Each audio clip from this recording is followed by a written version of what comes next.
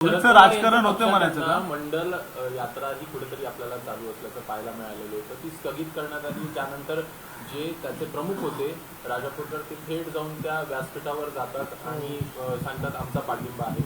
नेमकं याकडे कशा प्रकारे बघायचं? एकीकडे कुठेतरी दोन समाजामध्ये वाद निर्माण करण्याचा हा प्रयत्न. मी तर भाष्य करणार नाही. मला खरं या प्रश्नात राजकारण मला करायचं नाही. ज्यांना राजकारण करायचं त्यांना करू द्या. आम्हाला हा प्रश्न सुटला पाहिजे म्हणून शासनाची भूमिका आहे आणि त्या दृष्टीने आमची पावलं पडत आहेत. एकदा आमची आज बैठक झाली की त्यानंतर मला वाटतं शासनाची भूमिका आपल्याला मांडता येईल. सोयीचं राजकारण होतं या सगळ्या संदर्भात. कारण कुणी जे आझाद जात आहे ते ओबीसीतून आरक्षण मिळावं का याबद्दल कुणीही स्पष्टपणे भाष्य. मला ते सांगणं आहे ना.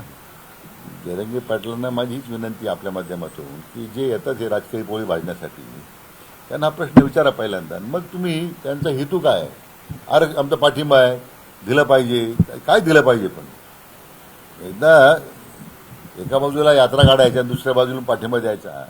मला वाटतं हे जे राजकारण चाललेलं आहे त्यातून मराठा समाजाच्या जखमेवर मीठ चोळण्याचा प्रकारे करताय. त्यांना प्रश्न तेवढ ठेवायचा आहे, सोडवायचा नाही. आमच्या सरकारची भूमिका मात्र हा प्रश्न सुटला पाहिजे म्हणून आम्ही प्रयत्न करतो. काल तुमच्याकडे खरं तर बीडमधले आमदार सगळे आले होते भेटायला.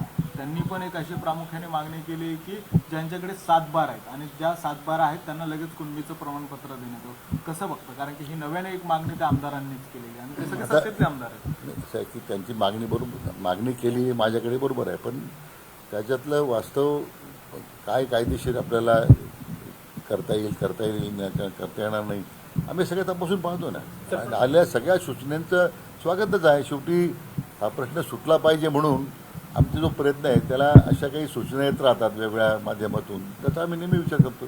पण कुठेतरी राजकीय आरक्षण मिळावं यासाठी हा सगळा खटाटोप सुरू आहे का? कारण शैक्षणिक आणि सामाजिक आर्थिक आरक्षण मला वाटतं आता ह्या सगळ्या विषयावर राजकीय आरक्षणासाठी चाललं असं स्वतः चंद्रकांत दादा म्हणतात. समितीमध्ये पण चंद्रकांत दादा आमच्या समितीत काही चर्चा करताना मुद्दा मांडलेला नाही त्यांनी. त्यामुळे त्याच्यावर मी काही बोलणार नाही. साहेब, संजय राऊतांचा समोर आहे की अमित भाई येतात, लालबागला जातात, पंपाला जातात दर्शनाला, पण मराठा जिथं आंदोलन करतात तिथे मात्र भेटी द्यायला गरज नाही वाटत. थेट भाजपाच्या पक्षदृष्टींना अशा स्वरूपाच्या आरोपाच्या कथाटात ते पकडतात. संजय राऊतांना ते कामच दिलेलं आहे ना. त्याचं सकाळी उठल्यापासून तेच काम आहे. त्यामुळे त्यांच्याबद्दल काय बोलणार आपण. थँक्यू.